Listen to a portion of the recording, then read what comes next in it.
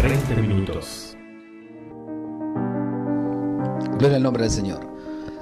Bien, llegamos a la séptima entrega de la mentira del diezmo, ¿no? De la serie esta. Y bueno, tenemos que vernoslas ahora con los apóstoles de Cristo en guerra contra los legalistas. Mire, si quiere interesarse en el tema, tiene que leer Hebreo en su capítulo 7 y el libro de los Hechos en los capítulos 15, que de eso estamos por hablar. Para entrar en el tema, respondamos a la siguiente pregunta. ¿Cobraban diezmo los apóstoles de Cristo en el nuevo pacto? ¿Sometieron a los apóstoles, a los cristianos, a la supuesta ley del diezmo? ¿Le dijeron los apóstoles a los cristianos que si no diezmaban eran unos malditos ladrones? ¿Esta es una Biblia? Bueno, sigamos. El moderno sistema iglesiero evangélico, carismático o pentecostal, más todas las ramas del protestantismo, el cual, a su vez, surgió del catolicismo romano, se enseña con gran vehemencia de lo que ellos llaman la ley del supuesto diezmo, el cual consiste en lo siguiente. Todo cristiano que pertenece a un concilio evangélico tiene por ley que entregarle a pastor, apóstol, dirigente de ese lugar el 10% de su sueldo. O sea que ellos aseguran que esta ley está vigente, que los apóstoles la enseñaron, que ese dinero se usará para el mantenimiento del templo, para el salario del pastor y para llevar la obra del evangelio a las naciones.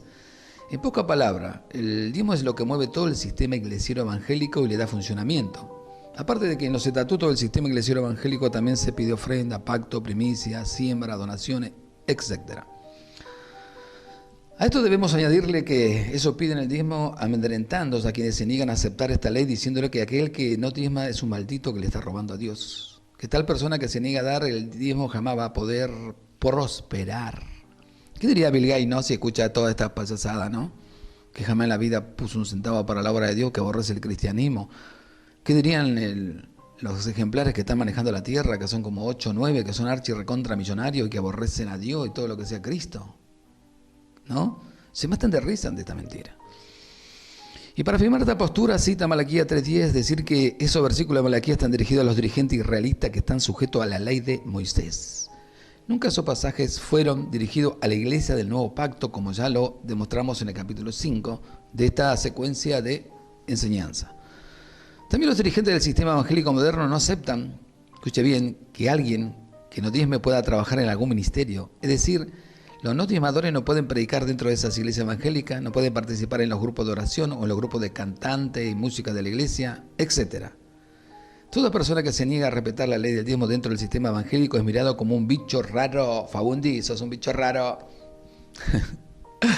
Un rebelde a los estatutos de la iglesia. Fabundi, un rebelde. Alguien que no se somete a su pastor, Fabundi, no te somete al pastor. Y que por tanto se tiene que tener cuidado de tal persona. Ojo con Fabundi, ya lo dicen, ya, así que no sea problema. Al fin y al cabo, los que siempre se niegan a diezmar dentro del sistema iglesiero evangélico, carismático, pentecostal, siempre terminan expulsados de la iglesia siendo acusados de rebeldes, de divisores, contenciosos, de levantarse en contra del ungido, ay, el ungido de Jehová. Es decir, del pastor, todo eso. Bueno, uno por experiencia personal, por situaciones que uno vivió con la familia, dentro del sistema iglesiero SIA, ¿no? El sistema iglesiero apóstata. Uno tiene experiencia en todas esas malandradas, ¿no? Ya que el sistema evangélico moderno tiene que tal alta estima esa ley del diezmo de salario de cada creyente al punto incluso de despreciar al sumo grado a quienes se niegan a aceptar dicha ley, debemos preguntarnos en qué parte del Nuevo Testamento los apóstoles le enseñaron o le impusieron dicha ley a los cristianos. Hoy en día, mire, damos gracias a Dios que hay muchas personas que están desertando de esos lugares donde solamente se predica doctrina de hombre y no la palabra de Dios. Pero muchos de ellos han salido muy dolidos porque eran hombres que supuestamente tenían ciertos ministerios y lo han relegado, lo han humillado a lo sumo y bueno, y se fueron todo por el amor al dinero, por el amor al dinero que le tienen a los otros. La realidad que muestra el Nuevo Testamento este tema es totalmente contrario a las afirmaciones del sistema evangélico moderno, como lo vamos a demostrar seguidamente. Me llamó un hermano el otro día diciéndome: José, se cumplió lo que vos me dijiste. Y le pregunté: wow, ¿cuál de todas las cosas? Me terminaron echando por no poner mi dinero. Y yo le dije: bueno, tenés la oportunidad de poner tu dinero donde siempre lo tenías que poner. Tenemos huérfanos, no te olvides, tenemos viudas, tenemos ancianos y tenemos miles de madres solteras que necesitan que lo ayudemos. Esas son las personas que Jesucristo dijo: si a estos pequeñitos se lo hacéis a mí, me lo hacéis a mí. Y ellos no necesitan intermediario. donde vos conocés que hay una necesidad, tenés que ir y suplirla. No tenés que darle absolutamente a ningún intermediario. Y aprovecho para darle gracias a muchos que han llamado, que quieren ser parte del ministerio y cooperar con el ministerio económicamente. Y yo le dije, la manera más práctica de cooperar con Exponiendo la Palabra, ¿sabe cuál es? Investigue dónde hay huérfanos, viudas, ancianos y madres solteras y vaya y ponga su dinero directamente en ellos. De esa manera usted va a estar cooperando con este ministerio.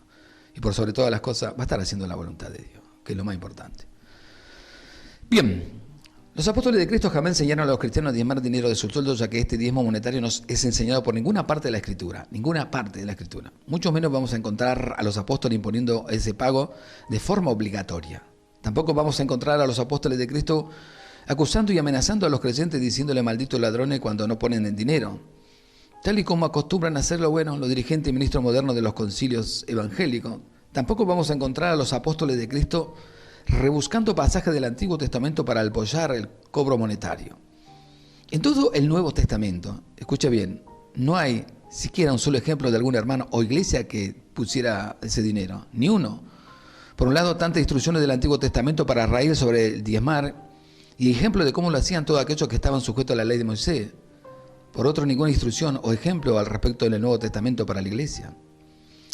Yo reto a cualquier apóstol o pastor dirigente del sistema iglesia evangélico cobrador de ese dinero a que nos den, aunque sea un solo pasaje del Nuevo Testamento que muestre a los apóstoles de Cristo cobrando del sueldo del salario de los creyentes o prohibiéndole ministrar el evangelio a cristianos que no diezman o expulsando de la congregación a algún cristiano porque éste se negara a diezmar. Nunca lo encontrará, ya que no existen esos pasajes dentro del Nuevo Testamento. No existen. Son muchos los iglesieros modernos que quieren citar Hebreos 7, donde aparece la palabra diezmo en el Nuevo Testamento para intentar justificar la cobradera de dinero en la iglesia. Pero esos pasajes lo que en realidad enseña es que el antiguo pacto de la ley, el cual incluye diezmos agrícolas y ganaderos, ha sido abrogado por los verdaderos cristianos que ahora viven en el nuevo pacto de la gracia a través del sacrificio de Cristo. Vamos a leer el pasaje donde aparece la palabra diezmo en Hebreos 7, dice que este pasaje que se amparan la mayoría de los iglesieros apóstatas, cobradores de tal dinero. Y dice así, y aquí ciertamente reciben los diezmos hombres mortales, Hebreos 7 y 8. Preguntamos, ¿enseña este pasaje que el cristiano tiene que entregar el 10% de su sueldo a los pastores y apóstoles del sistema evangélico? De ninguna manera. Cristo es el que el verbo recibe, indica tiempo presente. ¿Por qué utiliza el autor de Hebreo ese verbo del tiempo presente? Por la sencilla razón de que cuando le escribió referida disertación inspirada, el templo judío todavía existía en Jerusalén y los levitas que oficiaban en él seguían recibiendo los diezmos del pueblo judío como estaba estipulado por la ley de Moisés. Pues la gran mayoría de los judíos, incluso los levitas, no habían aceptado a Cristo como el Mesías. Y por ende, no comprendían que el Antiguo Testamento había sido clavado en la cruz y por tanto la ley no tenía ya vigencia para los cristianos del Nuevo Pacto. Leamos nuevamente el pasaje. Y aquí ciertamente recibe los diezmos hombres mortales, Hebreos 7 y 8. ¿Cuál excelente ocasión para los dirigentes evangélicos de este tiempo puedan decir, y aquí ciertamente reciben los diezmos los apóstoles, profetas, pastores y evangelistas de la iglesia evangélica? Pero si bien se entiende que a eso no se le alude, sino los sacerdotes levíticos que seguían oficiando en el templo judío, confirmándolo en el pasaje de Hebreos 7:9 que dice, y por decirlo así, en Abraham pagó el diezmo también Leví, que recibe los diezmos. Es decir, este pasaje dice bien claro que los únicos con derecho a recibir según la ley eran solamente los hijos de Leví, es decir, los sacerdotes levitas. Por lo tanto, en el asunto del diezmo en el Nuevo Testamento, está en primera plana los sacerdotes levitas del primer siglo y no la iglesia del Señor. ¿Por qué? La única conclusión razonable es que la iglesia de los tiempos apostólicos no diezmaba, ya que por ninguna parte del Nuevo Testamento dice que los apóstoles dirigentes de la iglesia del siglo I cobraran tal dinero. Al escudriñar todo el Nuevo Testamento queda muy evidente que los apóstoles, profetas, pastores y evangelistas del primer siglo no se concebía oficiales espirituales con derechos implícitos a pedir dinero a la gente. ¿Quién te hizo impuso algo? ¿No había algo? Pues ninguno.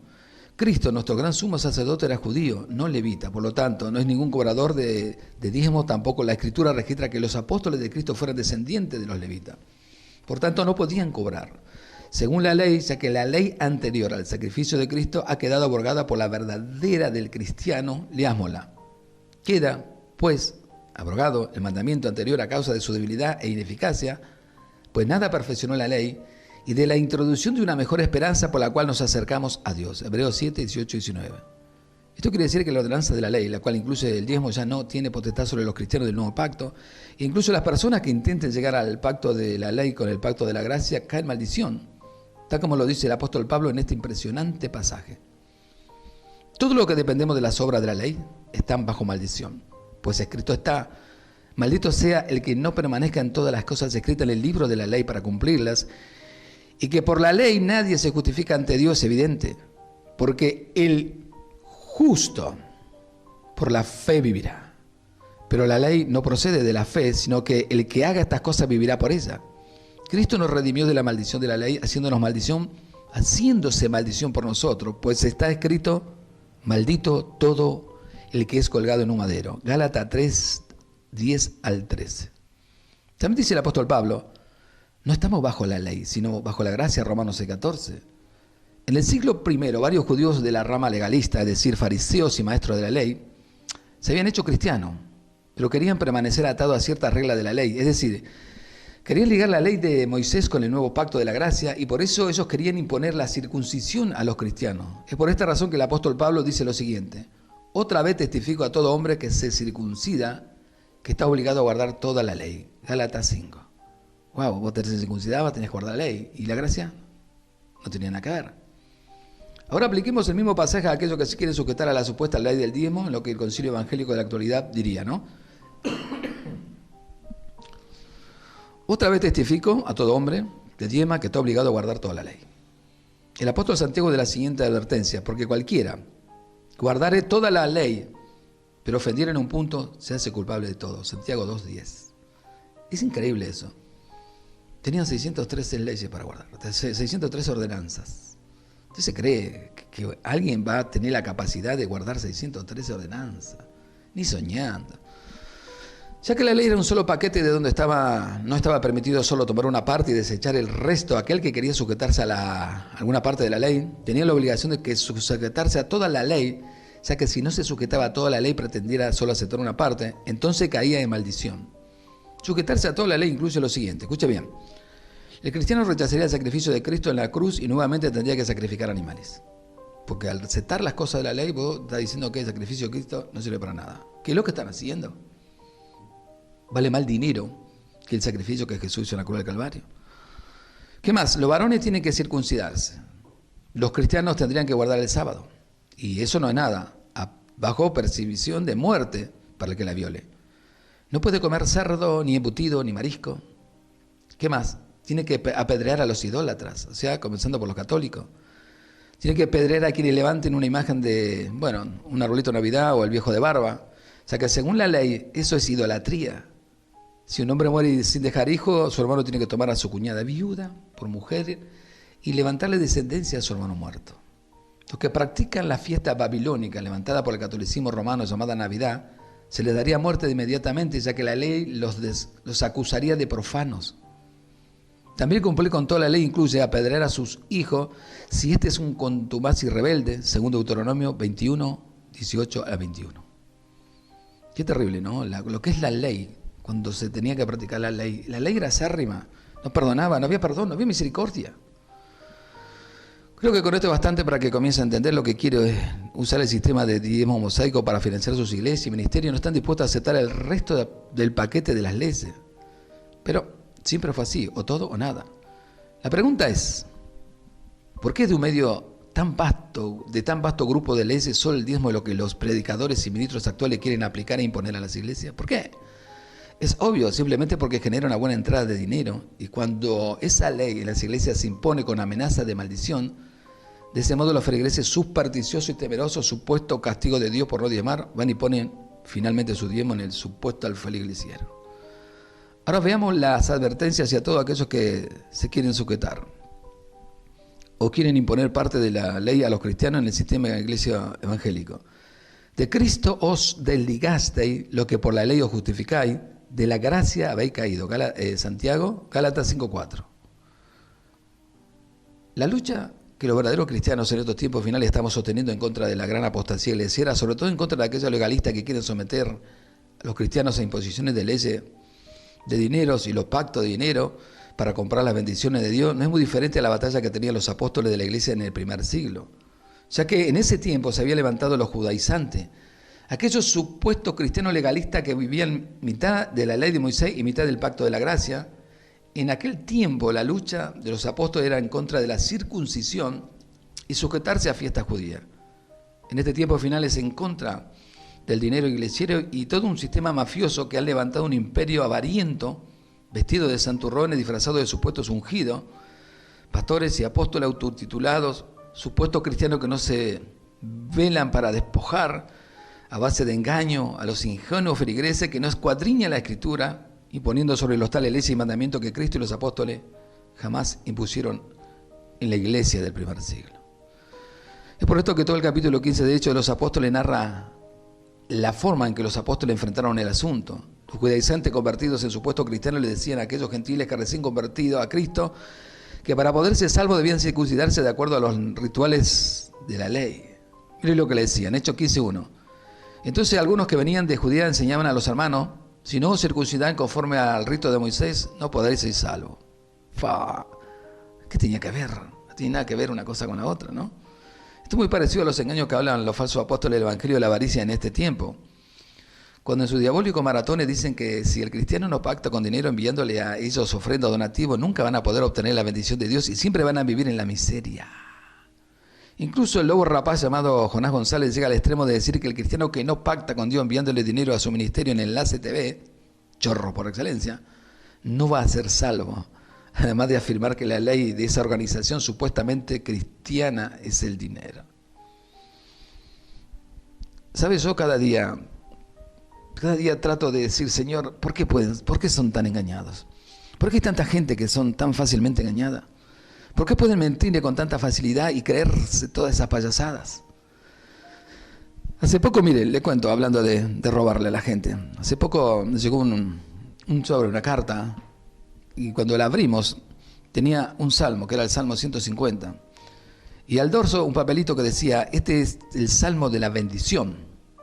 Pero se va a convertir en realidad si usted convierte en realidad ese salmo en una ofrenda, y no de 150 pesos, sino si la convierte en una de 1.500 o 15.000 pesos.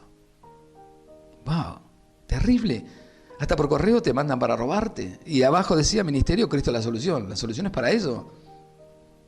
Y como si fuera poco, a los 2 días llega otra carta, otro sobre. O sea que decía bien claro: el apóstol fulano de tal le envía esto, en donde tenía la huella digital de él impresa supuestamente con aceite ungido, y que eso iba a tener poder cuando yo le transfiriera a él, a su ministerio, $1.000, y que por un año el dedo roñoso, viejoso que puso en ese cartón, dice, me iba a guardar en mi hogar de todo espíritu de demonio, de miseria, de necesidad.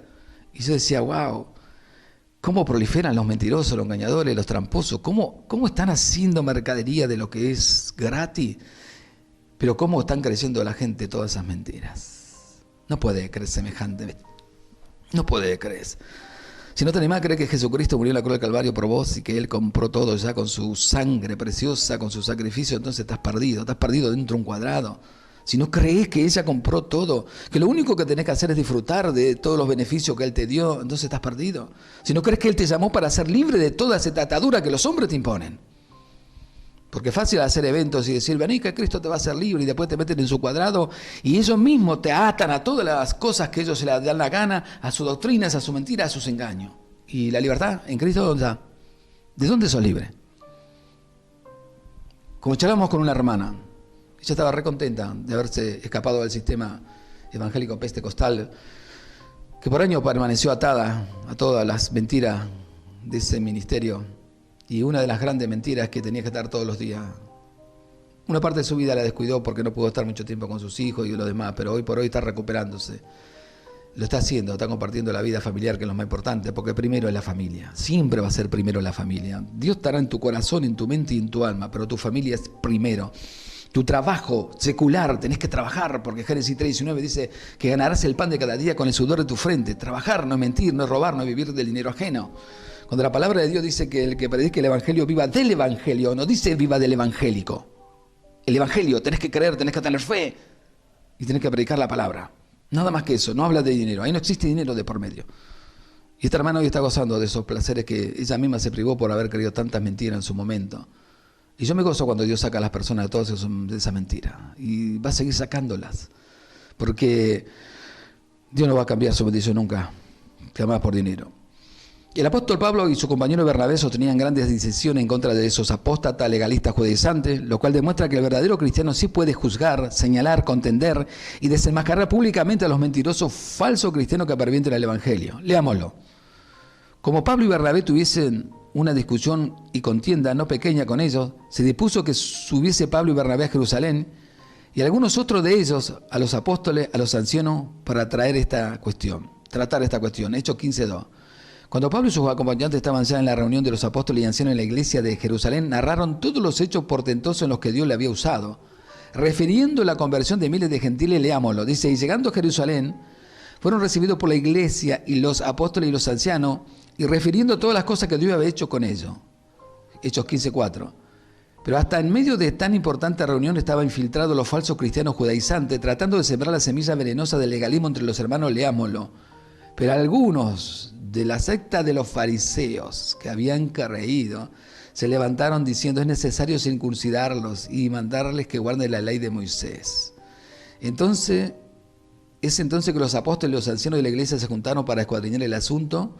Desde el verso 7 hasta el 9 dice que ellos discutieron el tema hasta que el apóstol Pedro se puso en pie diciendo que no era correcto imponer la ley a los cristianos gentiles y culminaba diciendo, ahora pues, ¿por qué tentáis a Dios poniendo sobre la cerviz de los discípulos un yugo que ni vuestros padres ni vosotros mismos han podido llevar?